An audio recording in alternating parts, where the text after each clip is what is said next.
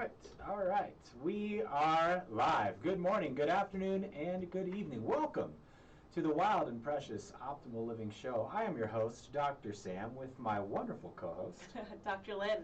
And we are so happy to have you on this Friday edition of the show. So, welcome in. If you are new to the show, if this is your first time, then welcome. We are a family who loves living a life that is about increasing brain, emotional, and body resilience. And that is the whole mission behind this show. We like to share tools and resources to help increase your health, your resilience, your adaptability with you and your family. And as always, we like to thank our sponsor, Shedlight. Shedlight Cold Lasers, they are the best laser on the market. I'm just going to say it. There's no ifs, ands, or buts about it. They are the absolute best cold laser product and company on the market. There's no one that comes close. There's no one that comes close to their product. There's no one that comes close to their service or their team behind them. And that's why we are so happy to be partnered with them to get their message out there, to show people that light can be the way of the future when it comes to healthcare. And when it comes to the future of healthcare and potentially the future of your life, our guest today is going to really open your eyes and your ears to a lot of new things. Absolutely. We're really excited to be able to have Hansa on the show. I've actually known Hansa for many years. From my 20s, I'm now in my 30s, and I would say that, Hansa, you're like my spiritual mother. And a lot of my biggest transitions in my life, when I was in my 20s, I just decided to do teacher training because it was more of a trend, but little did I know when I started training with Hansa at that time that it was very much a deeper understanding of who I am, and it really helped me to transition and navigate through life and to where I am today, truly. And Hansa has been a really big part in our journey too when we opened up our practice. Very big.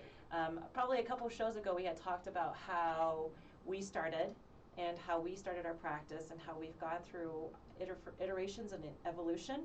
And Hansa, you played a key role in helping us really get the ground. What's the term for it? She was definitely part of version 1.0. So we actually opened up our practice inside of her yoga studio. Yes. She was kind enough to let us rent space from her. So this is really the person where it all began with. Right. And so we're really, really grateful to be able to have Hansa on the show. Not only has she been just a big part of our lives, also the fact that she is a big impact in the community, especially in the yoga community. She's a yoga therapist, a health educator, and she is, if I could say, there's no doctorate for yoga, but if there is, Hansa would be the professor, the doctor of it.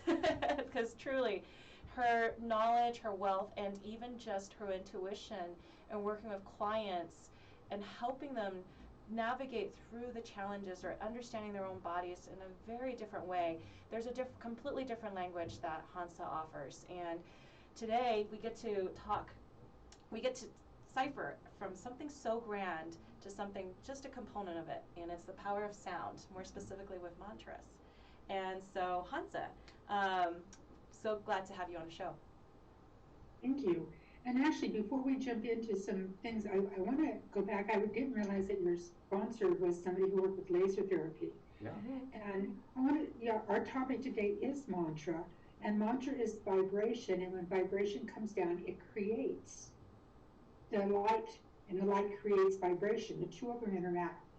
And so the power of working with lasers as well as working with mantra have a similar internal benefit, and I hope we have a little bit of time to bring some of that topic in. Oh, absolutely. That sounds amazing. Would love to. I mean, I think we've off-air talked about this a lot, but the power of vibration. Now really everything is vibration and tone and frequency, whether it comes in light form, whether it comes in sound form, or ice cream form. Awesome. Well, Hansa, I guess for our listeners, the first time that they're tuning in, and perhaps mantra may be even a really new word. We hear the everyday use of it. It's just like, oh, my mantra today is like whatever we keep repeating or saying. Perhaps you can give more depth or definition, or what kind of explain what mantra is from your understanding and your practice? So staying with the simplification of the word mantra, it actually is composed of two different root words, and the one is manas, which means the mind, and tra means to capture or to weave. So the thought about mantra is about weaving the mind into a consistent or a steady state. Now, we can use mantra in a negative way, which a lot of people do by giving kind of self-affirmations of, I'll never get this done, I don't have enough time. Those also can become mantra because our mind is going to believe anything we tell it. So mantra, in the way that we want to be working with it in a positive way, is to weave into the mind positive thoughts.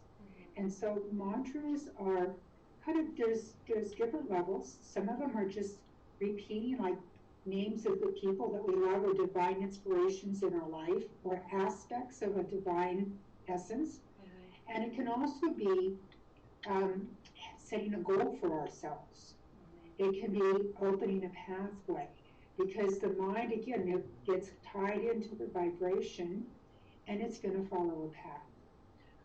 For me, with mantra, I prefer ones that I don't always understand, so I can go in with open eyes instead of having an agenda on where I'm going to end. There might be an end goal, but I choose to leave it a little bit more open because sometimes the best gifts that I've received have come in unexpected ways. And I still get the end goal, but it may not be the way I thought it was going to happen.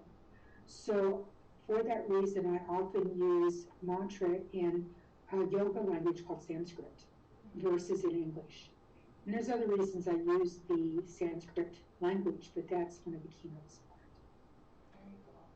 So how is mantra significant in when we come with the idea of our title with the power of sound?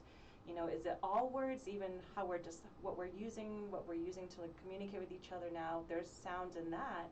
How is mantra different in that way?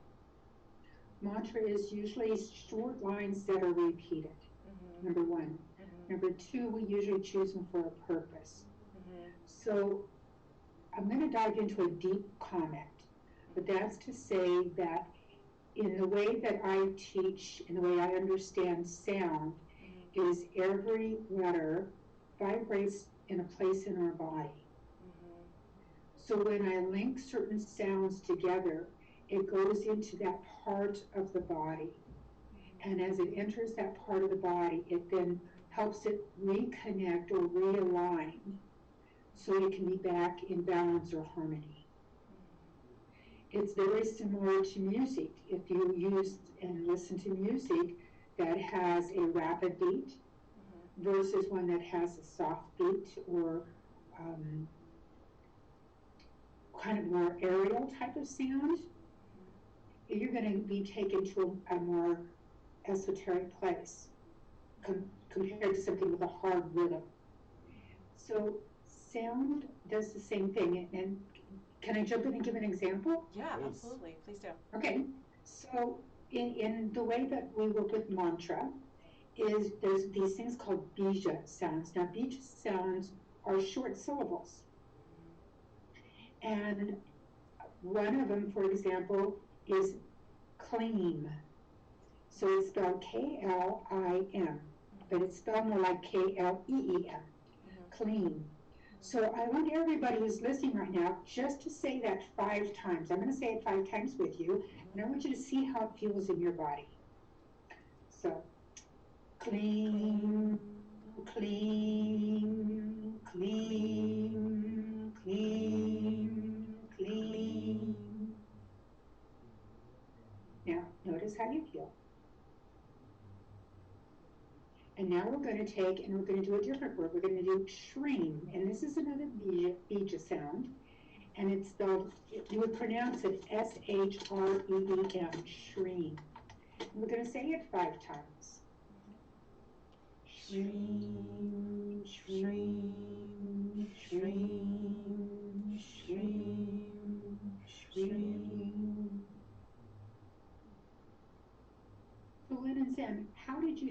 after each of those? Len, you go first. Well, actually, with clean, when you say it, there's this sense of lifting up, especially like there's that consonant sound too at the very beginning with the k sound, clean. So there's more of a lifting. Whereas stream, it just felt like it was much more grounding, of a sense for me when I was saying it. That's interesting, because I felt the exact opposite. For me, clean feels a lot more in the solar plexus and more pushing down, versus stream was more in the throat and going up. And you know what? You might be saying the same thing but describing it differently. Very possible. That was my thought when she's talking about it, because I'm thinking, well, depending on her energetic state, right? Yeah. Mm-hmm. Yeah, so are we talking about an external state or an internal state? Right. But this is also important for people to know, is that there's no one right mantra. But that clean, that it is more energizing, and it might be that grounding energizing for some people. But I'm definitely not going to sit here and chant clean for a while and then go to sleep. But I might do stream, and it's going to put me in a more esoteric state, and I would be able to sleep better. So the end result, regardless of how you chose to define it, might take us back into that same place of one is going to get me out of bed in the morning, one's going to help put me to bed at night. And that also is one of the reasons why we choose certain mantras, is because some people, they just need to be energized. Let's say that you're recovering from a disease and you're not feeling well. You might need something that's more energizing. You might be searching for a job and be feeling frustrated, or you might be tied up in something and you just need to calm yourself down. With those, we would use different kinds of sounds. I want to jump in on and touch again on a point, because doing the mantra class with you a while back, this was a real like aha moment for me. And again, you saying it just now, but the alphabet tying into different parts of the body, to me, that's such a cool concept, of this concept of resonance, how different words, different sounds resonate different parts of the body and connect them back to the whole. And this is from the Sanskrit alphabet, Correct. Not just our English alphabet, no. the Sanskrit alphabet itself too. And it resonating in parts of the body. But it just, to me, it's such a cool concept, because especially as we practice, Western healthcare system, it really doesn't look through things in a holistic lens. Everything is pieced out. So seeing something that, hey, we're bringing things back into the whole and bringing resonance back in, I think it's a really cool concept. Hansa, so when you were going through just the seed sounds, the bija sounds earlier just now, the kleem and then the shreem, and just tying it back to perhaps what you had talked about earlier for yourself personally, when you practice mantra, it is from the Sanskrit language, and there's so many different ways of interpreting even just one Sanskrit word. I think studying with you is what I've learned, and behind that, I'm curious, perhaps you can explain just an idea of what the esoteric body means with this alphabet of Sanskrit, and why it makes it much more perhaps potent with mantra and Sanskrit, and maybe is there a meaning behind just what we were just chanting now between stream and kleem, and not just the energetic component? Well, I can answer that in like 5 different ways. I know. So, there's a lot of questions behind Pick your favorite. Pick your favorite. I know. Yeah, so let's see. What do I want to say? Which story do you want to tell? Exactly. Right. So let me start with a different kind of concept. And that's the fact that part of my belief system, there's 2 or 3 levels to it. The first thing is the body is the silent communicator of the spirit. So when there's something happening within our body, it's our body saying, I need to connect back to my own truth. And so when we're out of whack, the important thing is to know how to go back and connect with the energies that will align you. So when spirit came down and expanded into kind of this human form, that essence of the vibration of the allness, the fullness, the timelessness, the all-knowingness of the divine is also vibrating within our body. And so when we're out of whack, it's when we cut off a connection with that part of who we are. So every letter, it has a place within our body. It has an organ that it might affect, because our body is just the expression of spirit trying to be who it fully and totally is in this world. And expressing itself in the good, the bad, and the ugly. More important than whether we've done something good, bad, or ugly, it's what am I going to do with this information? How am I going to use this to enhance who I am and learn from it? It's not that there's ever anything wrong, which brings us back to why we want to find our own song, our own melody. And that's where we come back into finding the different forms. Now, the word clean is about having the power to overcome something that is limiting us. It's a transformational mantra. It's when I'm saying that I've done this, I've chopped the wood, carried the water, it's time for me now to do something with that wood and water. Not just sit here and carry it around, because we carry around emotions, we carry around ideas, but there's a time that we have to make them active in our life and in the world. Move beyond a wannabe. Clean is one of those sounds that help you move into that. Whereas the word stream is another word that can do it, but in a very different way. So one is doing it by like that emphasis of I'm grounded, I'm here, I'm present. Stream is one of the whispers of the divine. So the sound of the S is a sound that it's like whispering in your ear. Shh. And when we whisper, we're telling the secrets of our own truth. And especially if it's from our divine messenger. And we can step into that with the second sound in that word is R, Re. And Re has to do with fire. It's the explosion of fire within ourselves. So this whisper is moving through the fire into the E sound, which is actually each of our will to do it. So Shreem is kind of taking the whisper and going, that's the way to step out. Clean is saying, got it, let's go do it. So you might even see those two words in the same sentence or in the same mantra. Wow. I think just that introduction of understanding, just pulling some of the syllables from Shreem or some of the syllables from Kleem, and how the power behind it and how it can affect your body in such a way. And I guess when we choose a mantra, or choosing like, hey, which one do you resonate with too, is innately, it's also recognizing there's something about where you're at in your own personal life that you may be drawn to that particular sound, perhaps even. Mm-hmm. Yeah. And you also, when you talk about a disconnect or perhaps a breaking up from the wholeness too, what a powerful way to start to look at some of our own personal limitations that we may have. For instance,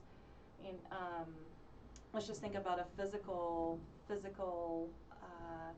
symptom, and oftentimes people are more focused on what's wrong with me because I can't get over the sickness, or I can't get over this obstacle that I'm feeling of my body. And the way you're languaging it is also inviting, perhaps, or even the power of mantra is inviting, what other way can I start to have opportunities to see where I'm at differently?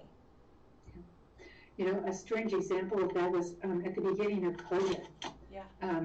I was trying to figure out what am I going to do when I grow up, which I do a lot. Mm-hmm. But I was walking on the street doing this, and I'd always said I would never teach online. And I was struggling with doing some online work. And I went out for a walk, and I tripped on a perfectly flat sidewalk. And I bumped my knee up and bumped my shoulder. And I got up, and my first thought was, okay, I'm tripping myself up in life. I need to take on a new thing and step forward into something I don't know about. Wow. Which is why I took all my classes onto Zoom, because I knew it was challenging me to step into something new. And to do that, I worked with a couple mantras about opening up new doors to help get myself in alignment, so I it wasn't just myself forcing it and doing it for the gain of it, but doing it for the wholeness of wanting to be a teacher that overflows, not has to do something in a different way. So just the fall, the bum on the knee, because the knee is the first thing that opens up when you step forward. So, and the arm is that's which is going to reach out and touch people. So both my knee and my arm, and they were on the right side, and the right side of our body is about being active in the world, whereas the left side is about creative. And so it was not the creative side in me that was compromised, it was the moving forward side of that intellectually accepting that I was going to have to do my work differently. So that's an example of how the body can work as a messenger.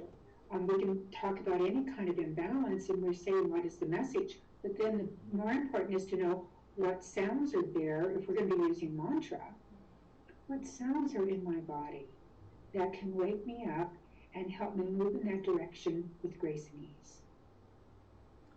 Some will be kicking and screaming, but grace and ease. All from a fall on a sidewalk. Who would have thought the wisdom would be there? That's amazing. Yeah. I'd like to take a step back real quick and get a bigger view. So, why Sanskrit, and really, where did these mantras, where did these sounds come from? If you can discuss that with our listeners. So, first of all, one thing I do want to say to people is that you can chant in any language. We use Sanskrit for a specific reason. The next closest kind of language, and I don't know it well, but has a similar concept as Hebrew. And think of the cantors and how the cantors. But we can even go into the monasteries and look at like the Benedictine monks who do these deep vibrational mantras or chants. All of these are different forms. The reason I use Sanskrit goes back to some of the beliefs from the yoga tradition. So many people out there, you've probably heard of the chakra system.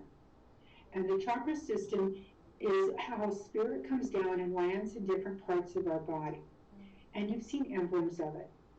That's not the study that I do with most of my work in the way that I'm doing my research and study of yoga. I'm looking at the petals. So, when you see the form, you see these little kind of petals around it. Those petals are actually the alphabet. So all the petals that are in the throat area have to do with the vowels. So how I express myself comes from the vowels in Sanskrit, and there's actually 16 of them. And so they're the way that we're going to be sharing it. And if you think of a vowel, I'm going to be giving you a little bit more philosophy than you might want, but a vowel never touches anything when you chant it. So I'm just going to do the vowels and just kind of listen for a moment. But think about this, and I'll pause just momentarily in between each one so you can repeat it if you want. So just take this in. Ah. And then if you want to repeat it, just say ah. And then ah, ah, e. Okay, e, ooh, ooh, a, I, o, ow, aha. Now there's 4 I didn't chant, but that's okay. The only time we touch is with the and the others were just moving. So when we chant with a vowel, we're singing something where nothing touches something else. It's pure. What do you mean by that? By nothing touches? Like the mouth doesn't, the tongue doesn't The mouth touch? doesn't touch. Okay. Ah, ah, e, ooh, ooh. It's just how I'm taking my form in life. Okay. Okay? But if we go to the consonants, ka, ka, ga, ga, nya, now we have interaction. We're tapping into something.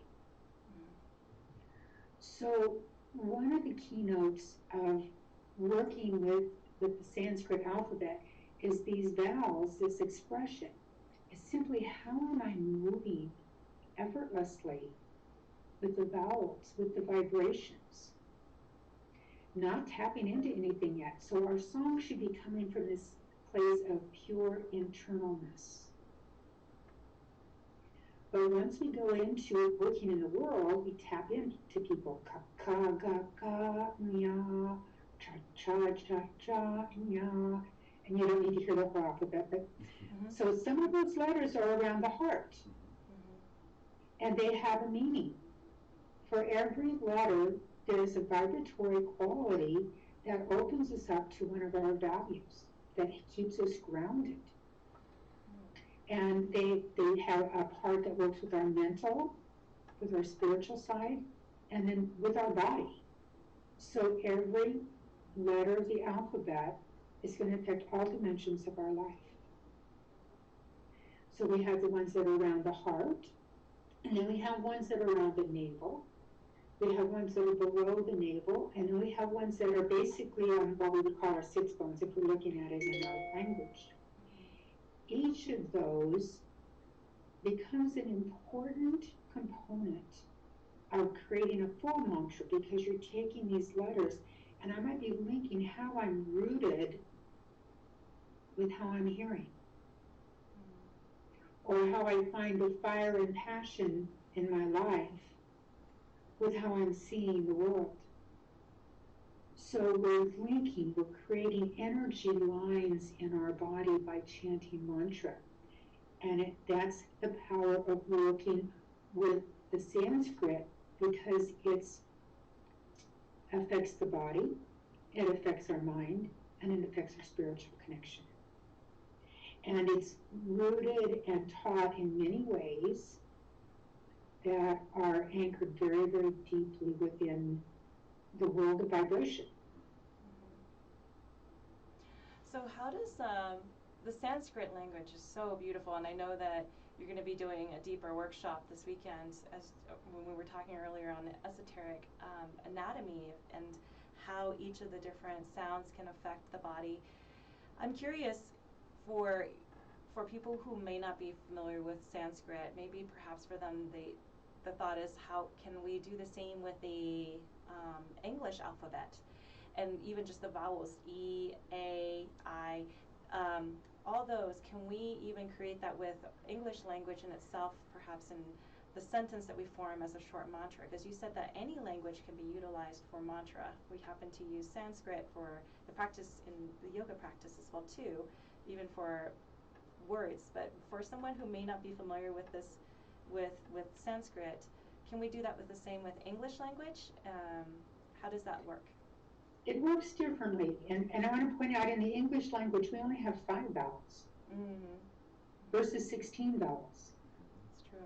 We have a lot more consonants that keep us connected and tapping into the world. So one of the major differences is when you're looking at the vibrational qualities, there's a different set of tools to work with between the two languages. And yet, if somebody's doing a rosary, the intention is behind it.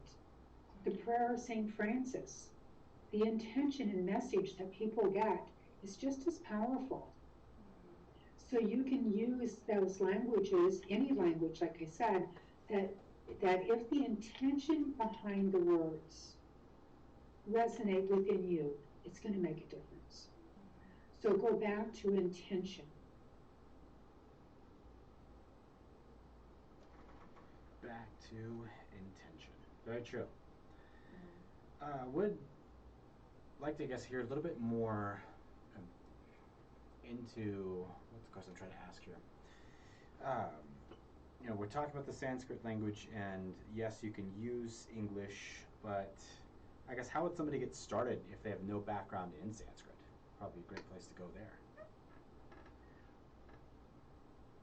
So right now online, there are tons of mantras. Many of them are sang, and so there's some great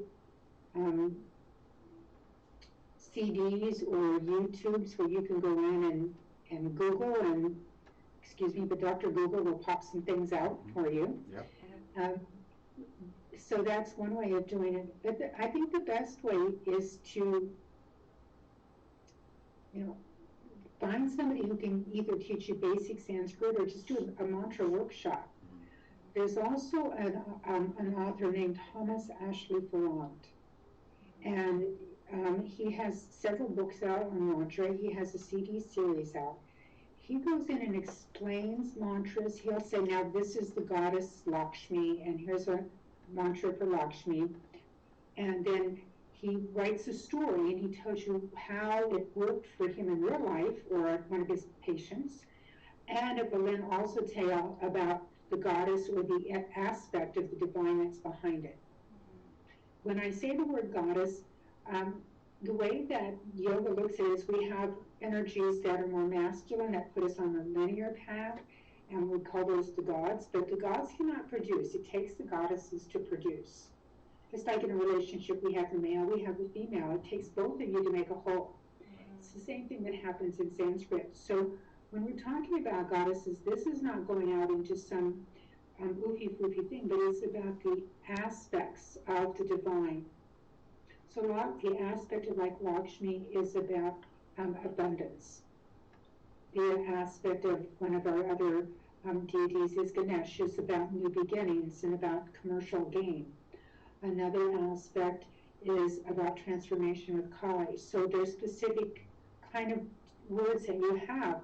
And it's easy to go in and say, wow, I listened to this on Dr. Google, and I'm not trying to be mean or anything like that, but it's one of our places that we can get some amazing information. But if we don't understand the meaning behind it, you might actually find something that leads you off in a different direction. And that's why I suggest trying to connect with either some writings like like Ashley Ferrand's, Thomas Ashley Ferrand's writings, or a workshop. There's many people around Denver that do workshops on mantra. There's what they call kirtans, where there's teachers that get together and they play on harmonium music and they chant. By going in and studying there, you can get good broad cross sections. One of the things that Sam did is I did a workshop on mantra a while back. And what was it, a 4-week or was it a 6-week one? I think it was a 4-week. I believe it was 4. 4 week. So what we do is about 2 to 3 times a year I'll do a workshop on mantras and different aspects of mantras. And then you can go in and you can learn a little bit and ask questions and find out some information. So to start, get a good book, and I would suggest Thomas Ashley Ferrand's books because they're so foundational. Find a teacher that you can work with. Go to a kirtan, connect with the yoga studio that has some chanting. I am going to say that there is some chanting today that is kind of like people just expressing their energy, and they don't always understand the full picture. So you want to ask if the person has been has a little bit of training, or whether they're doing it from their heart. Both are good, but if you're trying to do something and want to know, you want to get to somebody who's had some training so they can really help educate you on what you're choosing to do.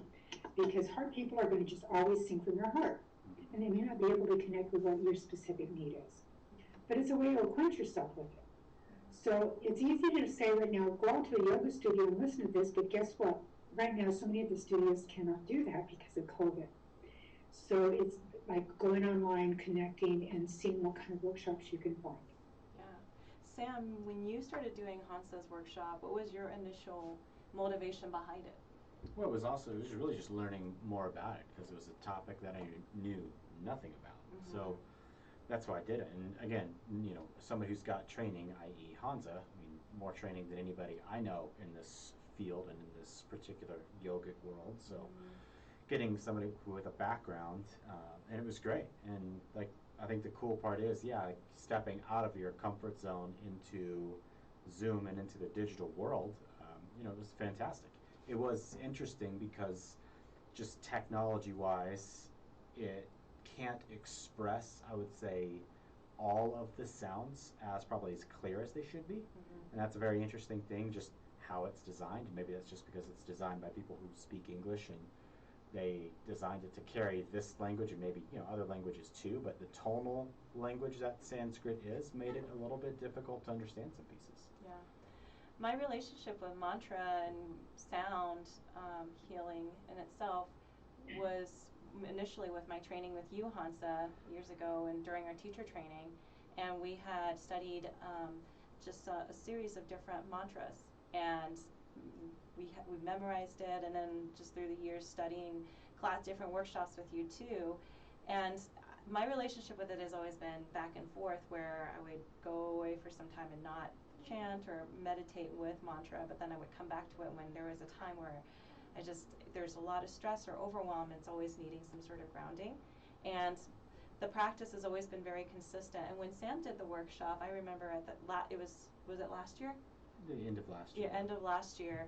It was just during a time where we're both just trying to adapt, constantly adjust to everyday life, and I was really off my practice. It was just constantly wake up, take care of kiddo, what's next, try to figure out school, try to figure out practice, and not really putting aside time. And when Sam started doing the workshop again, I realized for myself, when I would review, when he would talk about the material that he's learning with you, I was just like, oh man, I want to get back into chanting again. And since then, it's been really powerful in realizing how it has helped me stay grounded through times of unknowns, of stress. And I don't have a particular magic mantra. It was just one that whatever I'd like to invoke or draw more into in my life, the intention behind it, and not be so stuck of this has to happen because I'm chanting this mantra, but just because it's a practice. So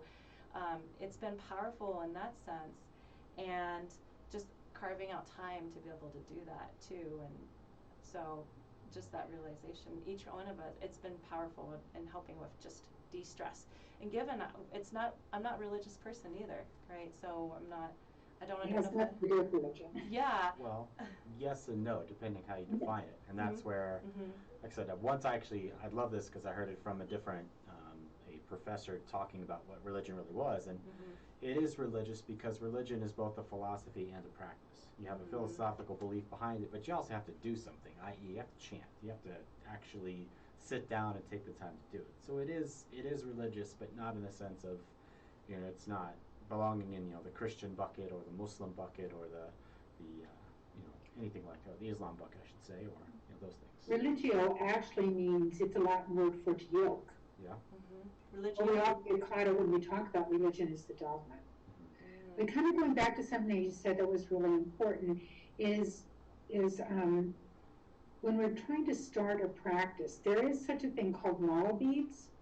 And I left mine sitting on my other table. I was going to bring them in, and I got sidetracked.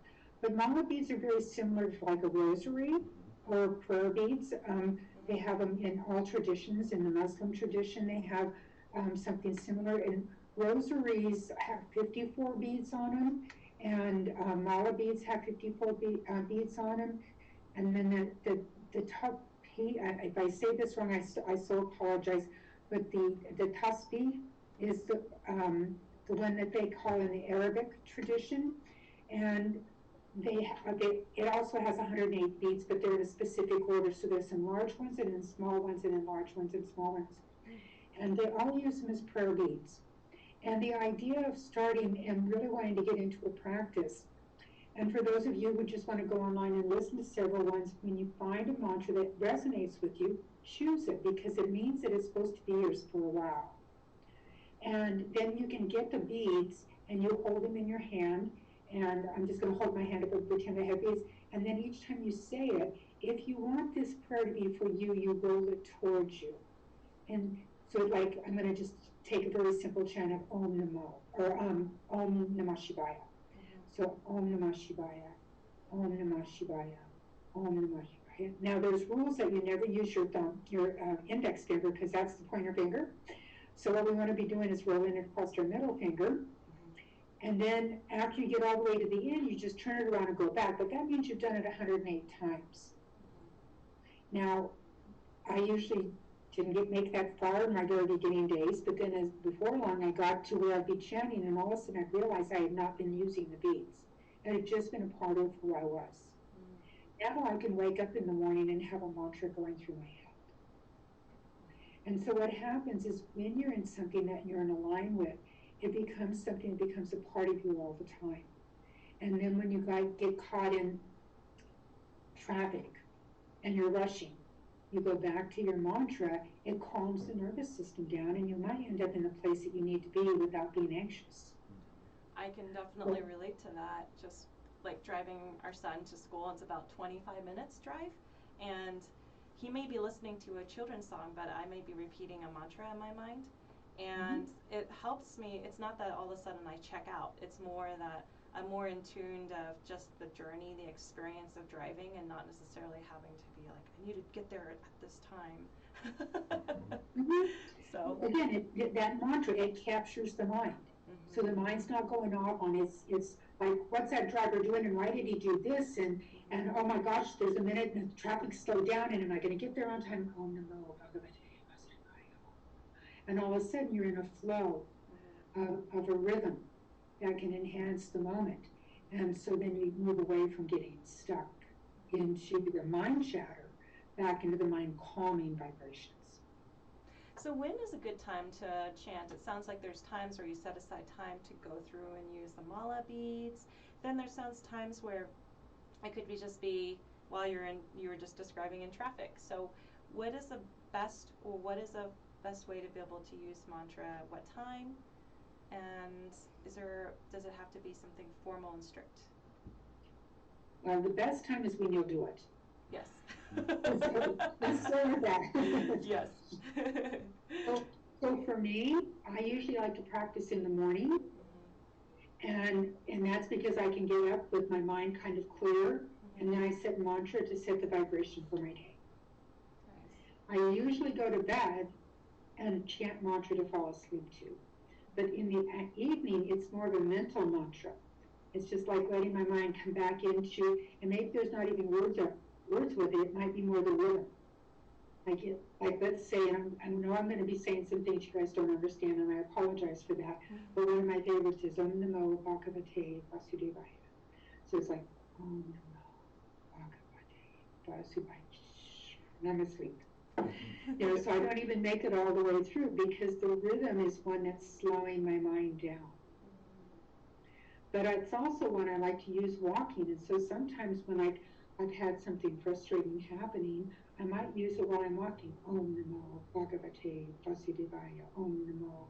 And so I might use it as a walking pattern, because what it'll do is it'll slow down the frustration.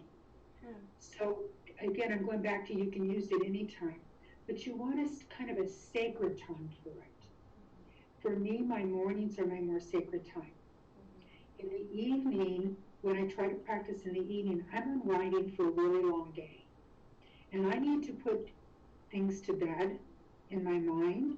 I need to finish the loose ends so I can sleep without having my mind go through stories. And so that is the important part of it, is finding a time that's going to work, that is your calming time. But I'm going to make this up for you. When you get up in the morning at the same time her son gets up. Yeah.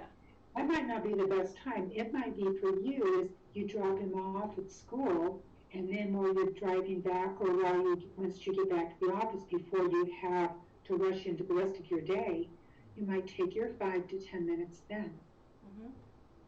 So each person will have a different time.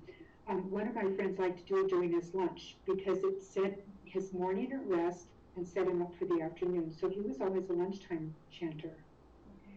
So it's looking at your schedule, how your life works, and when you can find that. And I'm going to say you can do this in 3 to 5 minutes. And I'll give an example. I had a client actually, and he was having a really, really tough time with his boss.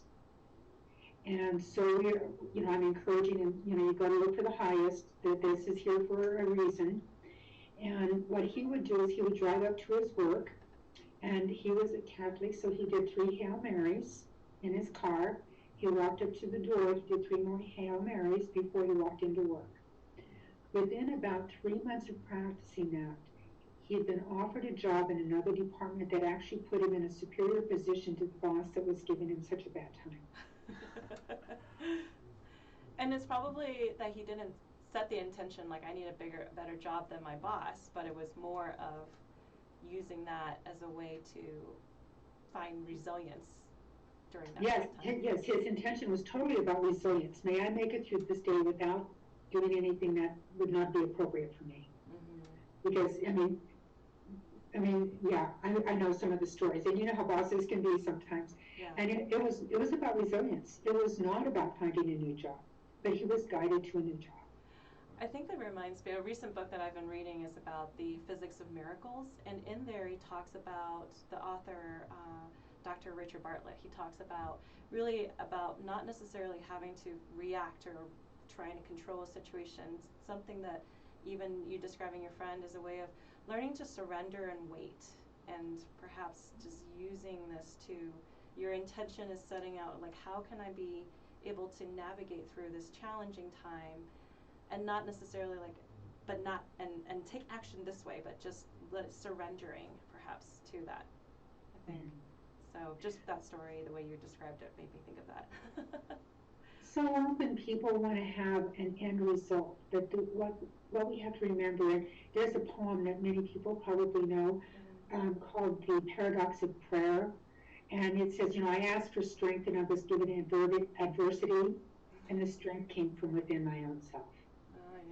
Yeah. And there's like several verses about this. So sometimes we ask for something and it shows up in a back door. Yeah. And that's where we have to drop how we think things should look.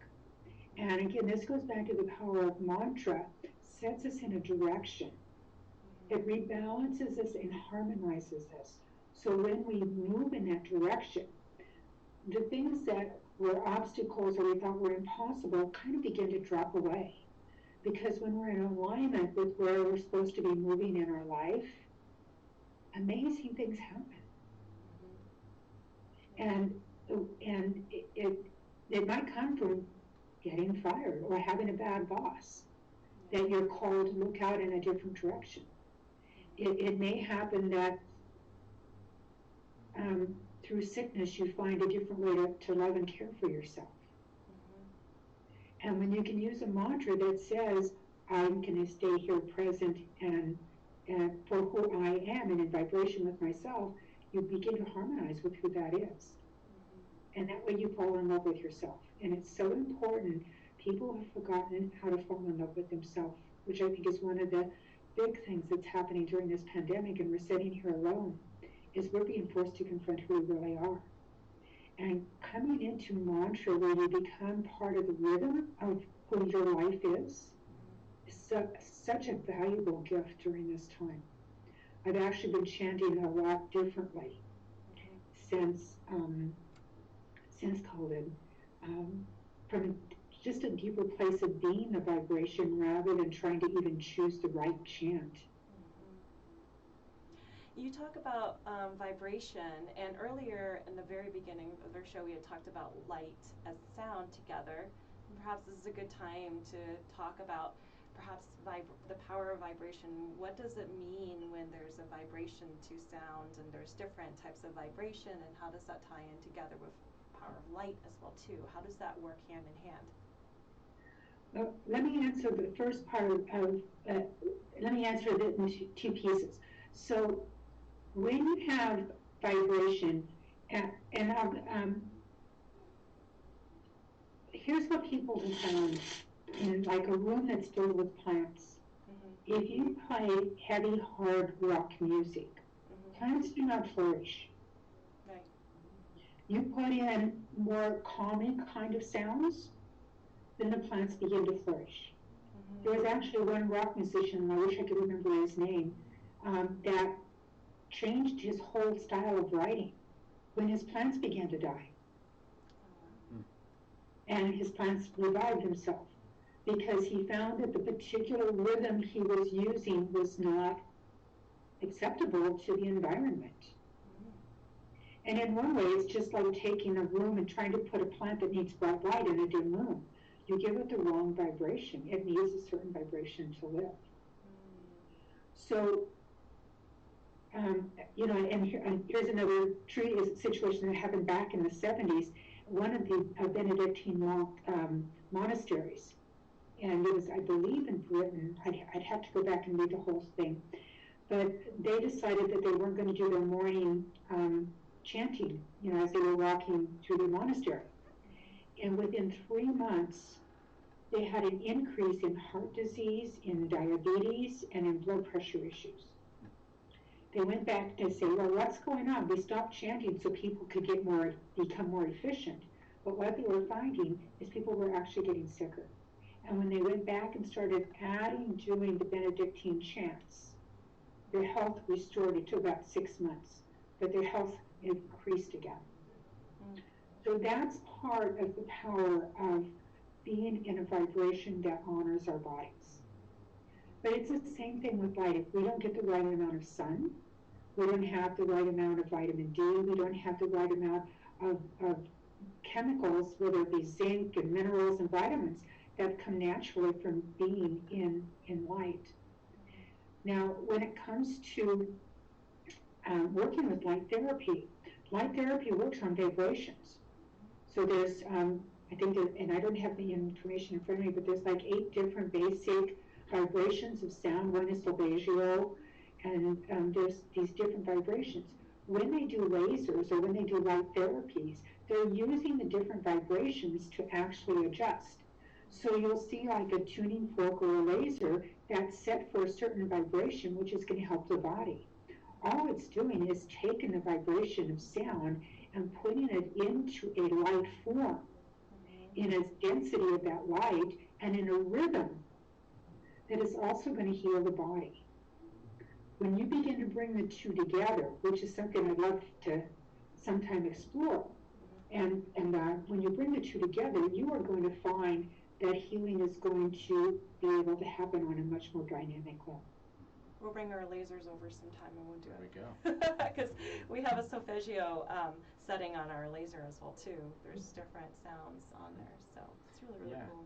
Yeah, I'd love to, in the final few minutes that we have, talk about how people can really set up a practice for themselves. And I know one roadblock to this is always, as we kind of touched on the religious piece, but if someone is practicing another religion, can they chant in this way? Is it going to interfere with their religious practices? It has nothing to do with the religious practice. In fact, it might actually bring you closer to your own tradition, because you're going to go back and connect to your own self. Okay. So again, what we're chanting a lot of times is aspects of kind of the universe, whether it be abundance, whether it be learning and education skills, whether it be removing obstacles in your life. That's what the mantras that I know in the Vedic, in Sanskrit style, are about pulling those in. They're usually short and they're usually repeated many times, because it's like the vibration in our body gets it, but our mind gets in our way. So our biggest obstacle to really understanding a chant and making it work is not the mantra and the sound itself. It's our mind gets in the way and says, yeah, right, you'll never get all of that you're wishing for. And so you have to repeat it many times, which is why we do it, a chant 108 times with your beads. And it's recommended that you find a chant that vibrates with you. Do a mala, or if you choose, just do a half mala, or even do 27. Just start somewhere. Sometimes when I have clients come in, I have them do 3. Just do 3. What's going to work for you? But do it for 40 days. Because 40 days, that's, Jesus walked in the desert for 40 days. Moses was on the mountain for 40 days. All of these symbolisms is that it's going to take you a while to make it a life pattern. When you make it a life pattern, and there's times that you slide out of it, when you need it, it will get called back in, because your body will remember it. And this is where you have to trust that body wisdom will always take you back to what is true for you. So with some of the other... Kind of answer your question, Sam? Absolutely, and there's more to that too, because I mean, I know there's like, when people learn about meditation, you have to sit in a certain way, you have to hold your hands in a certain way. Is mantra kind of like that too? Can it be that rigid where you have to hold yourself in a certain posture? Should they say a certain mantra like really fast or really slow, or enunciate the words, for a long time? How should all that come about? So the first thing I want to say is when you're learning mantra, remember you're like a little baby starting to walk. Mm-hmm. You're going to say some things that aren't quite right. You're going to stumble and fall, but we all think, wow, wasn't that great? He's taken a step forward until you learn to walk. So if you're doing something and you get corrected and have to grow it, that's fine. Okay, the intention is just as powerful. So you want to start and try to get it as accurate as possible, because as I pointed out, the vibrations along the chakras in that inner body are really important. Start with something, start with it short and simple, build it, and take your time to build it. And you can do it laying down. If you think of the example, the guy did it in his car, he did it as he was walking into his office. You can do it sitting down, you can do it laying down, you can do it walking across the park. Mantra is totally portable. There is no perfect way. Where it really comes is your mind getting into the vibration of the mantra. You might not even have all the exact words, but it's the vibration there. It's the rhythm of it, and it helps you align. So knowing the words at the beginning helps you get into that vibration. So start with the words the best that you can. Do it wherever you can in a way that's going to suit you, and repeat it until it becomes part of who you are on an energetic level, not on a mental level, but on an energetic level. And I'll throw in something as well, just from my personal experience in terms of, I guess, the hows. But the one chant I was doing, I guess, was more of an energetic, uplifting chant. And I came back to you with the question. I said, I've done this now 3 days in a row, and every time I do it, I get nauseous. What's going on? And he said, oh, well, you're laying down while you're doing it. Okay, well, it's actually pushing your food up, and that's what's causing the nausea. So you need to sit up while you do it. Oh, okay. So pay attention to your body, absolutely, while you're doing it. Like you said, really drop into that energetic piece, but know that there can be some physical changes too when you reach that spot. And it's like, whoa, I had no idea. Wow. Yeah. You want to get up and be doing something, you shouldn't be laying down to chant to do it. You're telling your body two different things here. Come on. So that was a big eye-opener for me. So funny. But that's the power of mantra. Mm-hmm. Say, if you're going to be given an active chant, stop laying down. Exactly. Get up and do something. Yeah. Yeah. And it was just like, wow, I had no idea. Because again, I definitely I was not saying the words correctly. I was doing my best with it. But again, the intention's there, and the try was there. And it's like, wow, here's the result of that. Yeah. Well, Hansa, we're coming towards the end of our show here, and for our listeners, I hear that you were saying earlier that you're doing online courses now. You have some online workshops, and so how can people get in touch with you?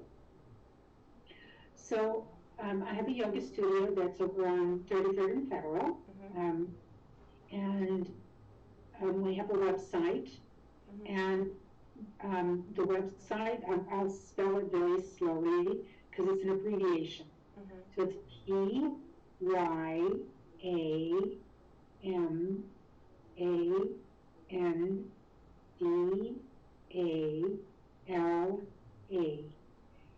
It stands for Prana Yoga Ayurveda Mandala. Because what we do at the studio is we look at our yoga based on the energy of prana, and we incorporate Ayurveda, which is our sister science. And mandala means a circle. So we want it to be a circle of energy. And so you can Google that, and you can go onto our website pages, and you can follow the different courses that we have there. And that would be the one way to get a hold of us. Awesome. I definitely highly recommend it if you are looking for just learning to get to know more about yourself, where you're at. Hansa and her staff members, our teachers, are all very, very amazing and just gifted and very intuitive too in how to really support a person as they're going through training as well too. So highly recommend checking it out. Just throwing that. It's definitely second that as well. I mean, if you're a person who is, like as I was, completely new to all this, they can make it as simple as necessary. Or if you're a person who's been at this for a long time, they definitely can show you the depth of the practice. So it's really it's all encompassing for everybody. It's certainly a very, very inclusive community, no matter where you're coming from. Yes, absolutely. Thank you very much. Yeah. Yes. So thank you so much for joining us today, Hansa, and thank you, listeners, for joining our show today. And what is the question we love to ask everybody? Tell me, what is it you plan to do with your one wild and precious life? We'll see you in 2 weeks. See you in 2 weeks. Thank you.